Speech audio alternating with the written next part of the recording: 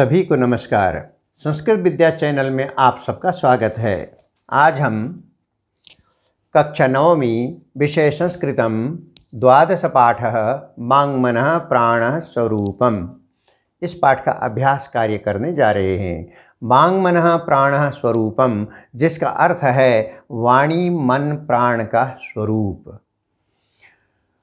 इस अभ्यास को पूर्ण करने के साथ साथ आप समझ सकते हैं कि क्लास 9th का सिलेबस पूरा हो जाएगा। क्लास 9th का जो CBSE की तरफ से जो सिलेबस है वह कंप्लीट मान लिया जाएगा। तो प्रश्न एक पदेन उत्तरत, एक शब्द में उत्तर दीजिए। अन्नस्य कीदृशः भागः मनः भवति। अन्नस्य कीदृशः भागः, अन्न का कैसा भाग मन होता है। अनिष्ठ भागः या लघुतमः। तो यहाँ पे अन्नस्य अनिष्ठ भागः मनः भवति, सबसे जो सूक्ष्मतम भाग है वह मन है। ख मध्यमानस्य ददनस्य अनिष्ठ भागः किम भवति, ये प्रश्नवाचक शब्द है जिसको रेखांकित किया जा रहा है और उसी प्रश्नवाचक शब्द के सामने ये उत्तरवाचक शब्द लिखे जाएंगे अगर हम पूर्ण वाक्य में उत्तर देते हैं, और अगर एक पदेन में देते हैं तो ये उत्तर पर्याप्त होंगे। मध्यमानस्य ददनः अनिष्ठ भागः किम भवति। मध्यमानः मथने पर, मथना, दधनः दधिका, अनिष्ट जो सूक्ष्मतम भाग है उसे क्या कहते हैं।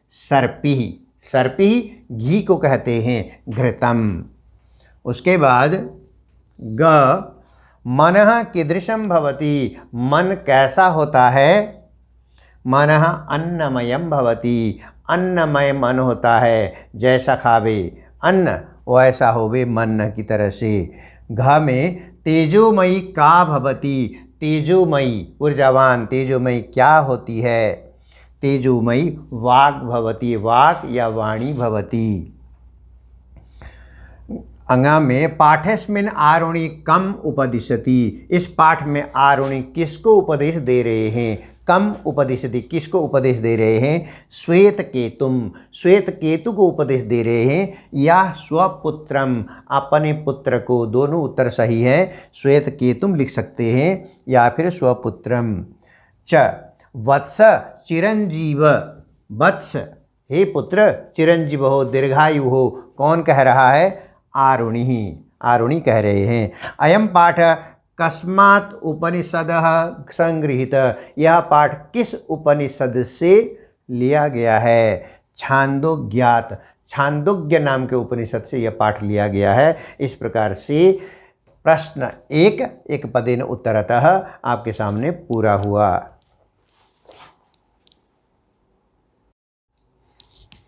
अब आपके सामने प्रश्न संख्या 2 है। प्रश्न संख्या 2 में अधोलिखितानां प्रश्नानां उत्तराणि संस्कृत भाषया लिखत, नीचे लिखे प्रश्नों के उत्तर संस्कृत भाषा में लिखिए। यहाँ प्रश्नानां उत्तराणि था तो संधि विच्छेद करके अलग अलग करके प्रश्नानां उत्तराणि किया गया है। तो प्रश्न सुनते हैं। क श्वेतकेतुः सर्वप्रथमम् आरुणिं कस्य स्वरूपस्य विषये पृच्छति। श्वेतकेतु आरुण से सर्वप्रथम किसके विषय में पूछता है। का उत्तर श्वेतकेतुः सर्वप्रथमम् आरुणिं मनसः स्वरूपस्य विषये पृच्छति, मन के स्वरूप के विषय में पूछते हैं। ये केवल उत्तर हैं, ये केवल यहाँ पे उत्तर दिए गए हैं, प्रश्न यहाँ पे नहीं दिए हैं।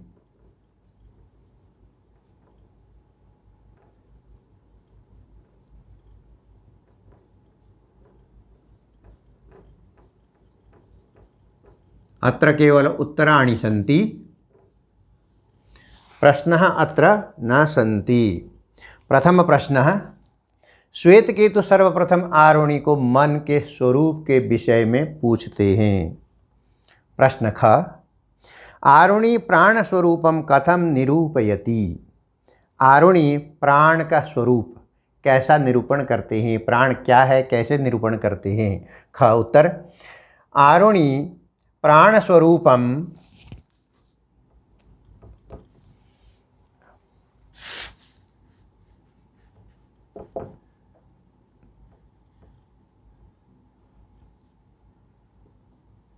आरुणि प्राणस्वरूपम इत्थम निरूपयति यत् पीतानाम अपाम यह अनिष्टः भागः स प्राण भवति। आरुणि प्राण का स्वरूप इस प्रकार से इत्थम अनेन प्रकारेण इस प्रकार से निरूपण करते हैं, यद पीतानाम अपाम पिए हुए जल का, अप माने जल का, यह अनिष्टः जो सूक्ष्मतम भाग है, जो अत्यंत लघुतम भाग है, स प्राणः भवति वह प्राण होता है। इस प्रकार से वो प्राण का निरूपण करते हैं। ग मानवानां चेतांश कीदृशानि भवन्ति। मानव के चेतांश माने चित्त किस प्रकार के होते हैं। ग में यादृशम अन्नादिकम मानवा गृह्णन्ति, जिस प्रकार का अन्न मनुष्य ग्रहण करते हैं, तादृशानि एव मानवानां चेतांसी भवन्ति, उसी प्रकार के चित्त मनुष्य के हो जाते हैं। जिस प्रकार का अनाज वो लेते हैं, स्वीकार करते हैं, उसी प्रकार का उनका मन हो जाता है, चित्त हो जाता है। घ उत्तर घ देखिए, सर्पी किम भवति। सर्पी, सर्पी क्या होता है। सर्पी किसे कहते हैं। मध्य मानस ददनः यो अणिमा ऊर्ध्वम समुदीशति तत्सर्पी भवति। मध्य मानस्य मथे जाने पर जो दधन है, दधि, दधि के मथे जाने पर यह अणिमा ऊर्ध्व समुदीशति, जो अणिमा जो सूक्ष्मतम रूप उस दधि का या मथे जाने पर वहाँ पर उसका जो सूक्ष्मतम रूप है, लघुतम जो रूप है, वह जो ऊपर उठता है, तत्सर्पी भवति वह सर्पी बने घी होता है। अंतिम प्रश्न है, आरुणि मतानुसार मनः कीदृशः भवति। आरुणि के मत के अनुसार मनः कीदृशं भवति, मन कैसा होता है। आरुणि मतानुसारम, आरुणि मत अनुसार, यहाँ भी संधि है, मत प्लस अनुसारम। आरुणि के मत के अनुसार असितस्य अन्यस्य यः अनिष्टः तदेव मनः भवति। असितस्य खाए हुए अन्न का जो सूक्ष्मतम रूप है, लघुतम जो रूप है, भाग है, तदेव मनः भवति वही मन होता है। इस प्रकार से ये दूसरा प्रश्न पूर्ण हुआ।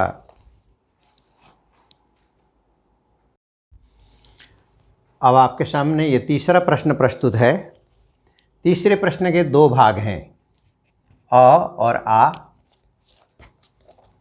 अ में अस्तंभस्य पदानि बस्तंभेन दत्तै पदै सह यथा योग्यम योजयत। अस्तंभ में जो शब्द दिए गए हैं उनका बस्तंभ के साथ उचित मिलान कीजिए।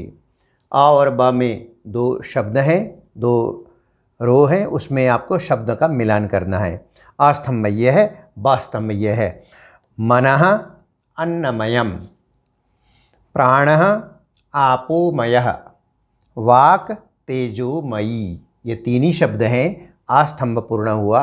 और प्रश्न 3 का जो आ भाग है, अधोलिखितानां पदानां विलोम पदम पाठात् चित्वा लिखत। नीचे लिखे जो शब्द हैं उसके विलोम शब्द पाठ से चुन करके लिखिए। तो यहाँ पे विलोम शब्द दिए गए हैं। पदानी ये पद हैं और ये विलोम पद हैं, विलोम शब्द हैं। गरिष्ठः, क में गरिष्ठः, अनिष्ठः, अधः, ऊर्ध्वम, एक बारम, भूयः, बारम बारम भी लिख सकते हैं। भूयः का मतलब बार बार है और बारम बारम भी लिख सकते हैं। घ में अनवधीतम, अवधीतम, किंचित, सर्वम। इस प्रकार से तीसरा प्रश्न पूर्ण हुआ।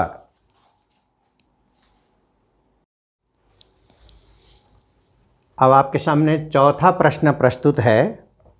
चौथे प्रश्न में दिया है, उदाहरणम अनुसृत्य, उदाहरण को देख करके, निम्नलिखितेषु क्रियापदेषु, नीचे लिखे क्रियापदों में तुमुन प्रत्यय योजयित्वा पद निर्माणम कुरुत। तुमुन प्रत्यय लगा करके नए पद बनाइए, नए शब्द बनाइए। तो यहाँ उदाहरणम अनुसृत्य क्या है, उदाहरण के अनुसार। प्रच्छ, तुमुन, प्रच्छ धातु है और तुमुन प्रत्यय है, शब्द बन रहा है प्रष्टुम। तुमुन प्रत्यय लगने के बाद के लिए, हिंदी में जैसे के लिए का अर्थ प्रकट होता है, संस्कृत में जैसे के लिए कहना है तो तुमुन प्रत्यय लगाना होता है। प्रष्टुम, पूछने के लिए। श्रु में तुमुन प्रत्यय श्रोतुम सुनने के लिए, वंद में तुमुन प्रत्यय वंदितुम वंदना करने के लिए, पठ में तुमुन पठ धातु तुमुन प्रत्यय पठितुम पढ़ने के लिए, क्री धातु में तुमुन प्रत्यय कर्तुम करने के लिए, वी उपसर्ग ज्ञा धातु में तुमुन प्रत्यय विज्ञातुम बताने के लिए, बी उपसर्ग आ उपसर्ग और ख्या धातु में तुमुन प्रत्यय व्याख्यातुम व्याख्यान करने के लिए, समझाने के लिए। इस प्रकार से चौथा प्रश्न पूर्ण हुआ। अब आपके सामने पांचवा प्रश्न प्रस्तुत है। पांचवें प्रश्न के दो भाग हैं, अ और आ। इसमें पहले अ में दिया हुआ है निर्देशानुसारम रिक्त स्थानानि पूरयत, निर्देश के अनुसार जैसा निर्देश दिया गया है उस हिसाब से आप रिक्त स्थान भरिए।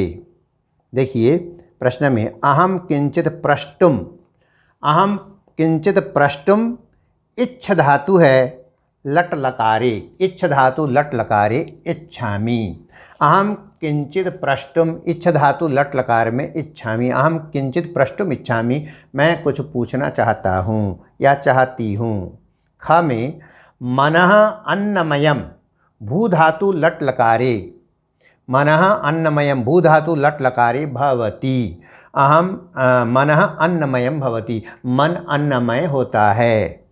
ग में सावधानम, सावधानम श्रु धातु लोट लकारे, श्रु धातु लोट लकारे शृणु, सावधानम शृणु, सावधान होकर के सुनो।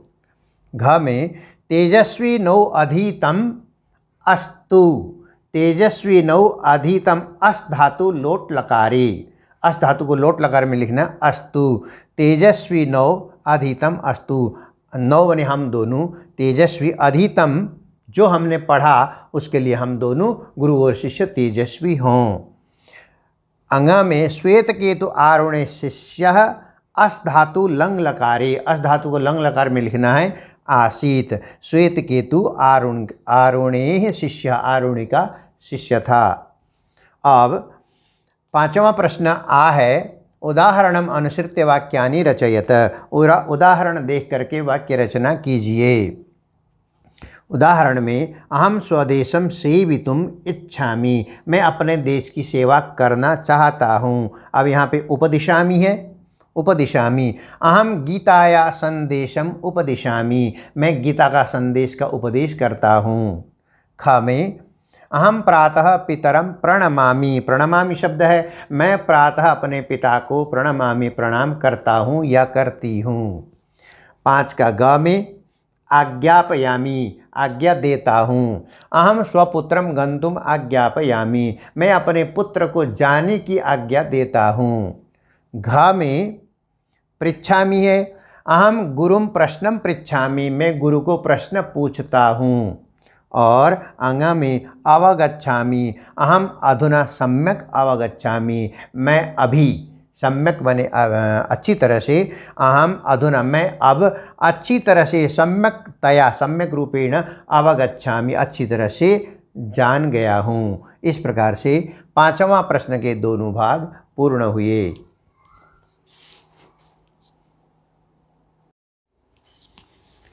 अब आपके सामने प्रश्न संख्या 6, प्रश्न संख्या 6 में दो भाग हैं, अ और आ।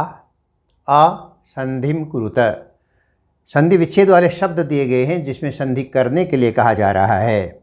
जैसे क आशितस्य अन्नस्य, आशितस्य अन्नस्य, आशितस्यान्नस्य, यहाँ पे दीर्घ संधि है, आशितस्यान्नस्य दीर्घ संधि हो गई। इति अपि अवधार्यताम, इत्यप्यवधार्यताम, यहाँ भी संधि है, इत्यप्यवधार्यताम। कायम केयम, नौ अधीतम नावधीतम, भवति इति भवति इति, इस प्रकार से ये संधि वाले शब्द हुए और ये संधि विच्छेद वाले शब्द हुए। और प्रश्न संख्या 6 आ का भाग देखिए, प्रश्न निर्माण करने के लिए कहा गया है, जो मोटे अक्षर हैं उनमें प्रश्न निर्माण करना है। तो यहाँ पे मोटे अक्षर के शब्द की जगह में प्रश्न निर्माण में कौन सा शब्द आएगा? प्रश्नवाचक शब्द वो दिया हुआ है। स्थूल पदानि अधिकृत्य प्रश्न निर्माणम कुरुत। स्थूल पद मोटे शब्द को लेकर के आप प्रश्न निर्माण कीजिए। मध्यमानस्य दद्नः अणिमा ऊर्ध्वम समुदीशति। मध्यमानस्य, मथे जाने पर अणिमा जो सूक्ष्मतम तत्व है ऊर्ध्वम समुदीशीदति, ऊर्ध्व ऊपर की ओर उठता है। यहाँ पे मध्यमानस्य शब्द है षष्ठी विभक्ति एक वचन, तो कीदृशस्य, उत्तर में कीदृशस्य आएगा तो प्रश्नवाचक बनेगा। कीदृशस्य दद्नः, इस प्रकार से कीदृश अगर इसकी जगह लगाएंगे प्रश्नवाचक वाक्य बनेगा। फिर खा में भवता घृतोत्पत्ति रहस्यम व्याख्यातम, आपके द्वारा घी के उत्पत्ति का रहस्य बताया गया। भवता की जगह केन यह आएगा, केन। तृतीय व्यक्ति एक वचन है तो तृतीय व्यक्ति एक वचन। ग में आरुणि उपगम्य श्वेत केतु अभिवादयति, आरुणि के पास जा कर के श्वेत केतु अभिवादन करता है, तो श्वेत केतु अभिवादन करने वाला है तो कह अभिवादयति, कह प्रश्नवाचक में आएगा। और घ में श्वेत केतु बाघ विषय पृच्छति, श्वेत केतु वाणी के विषय में पूछता है। बाघ विषय, कस्मिन विषय, या तो कस्मिन विषय कर सकते हैं या फिर किम पृच्छति भी कर सकते हैं। श्वेत केतु कस्मिन विषय पृच्छति अथवा श्वेत केतु किम पृच्छति, दोनों सही होंगे। तो इस प्रकार के छठा प्रश्न आपके सामने पूर्ण हुआ।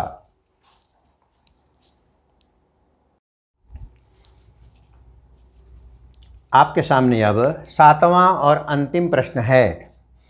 सातवें प्रश्न में कहा गया है पाठस्य सारांशः पंचवाक्यै लिखत। यह आरुणि और श्वेत केतु के संवाद से संबंधित जो पाठ है वाङ्मनः प्राणस्वरूपम, इसका सार लिखने के लिए कहा गया है, इसका समराइज करने के लिए कहा गया है। पाठस्य सारांशः, पाठ का सारांश है महर्षि आरुणि पुत्र श्वेत केतु आसीत। पाठ का सारांश सुनिए। महर्षि आरुणि का पुत्र श्वेत केतु था। श्वेत केतु स्वपितरम वाक् मनः प्राणादीनां विषय अपृच्छत। श्वेत केतु ने अपने पिता से वाक् मन प्राणादीनां, वाणी मन और प्राण के विषय में पूछा। आरुणि अवदत्, आरुणि ने कहा कि असितस्य तेजसा य अनिष्टः स वाग्भवति। अवदत् यत, कहा असित से, खाए हुए तेज का जो ऊर्जा है, खाए हुई जो ऊर्जा है, ऊर्जा का जो सूक्ष्मतम तत्व है, सबसे सूक्ष्मतम तत्व है स वाग्भवति, वो हमारी वाणी होती है। असितस्य अन्यस्य यह लघुतमः तद मनः भवति। खाए हुए अन्न का जो लघुतम रूप है वह अन्न मन होता है।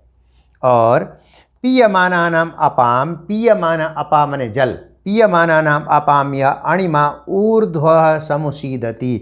पीयमान जो जल का जो अणिमा है, सूक्ष्मतम तत्व है, ऊर्ध्व समुसीदति, समुद्दीशति, ऊर्ध्व ऊपर की ओर उठता है। स एव प्राणः भवति, वही प्राण होता है। पिए हुए जल का जो सूक्ष्म तत्व है, अत्यंत लघुतम रूप है, ऊर्ध्व समुद्दीशति, ऊपर की ओर जो उठता है, वही हमारा प्राण है। इस प्रकार से ये पाठ के सारांश के रूप में 5 वाक्य दिए गए हैं। इस प्रकार से कक्षा 9वीं विषय संस्कृतम 12 पाठः वाङ्मनः प्राणस्वरूपम का अभ्यास कार्य पूर्ण हुआ। इस अभ्यास कार्य के साथ साथ क्लास 9th का समस्त जो पाठ्यक्रम है, सिलेबस है, जो CBSE के द्वारा दिया गया, वह पूर्ण हुआ। अब क्लास 9th का सिलेबस 12 पाठ तक ही था, जो कि आज हमने पूर्ण कर लिया है। धन्यवाद। वंदे मातरम।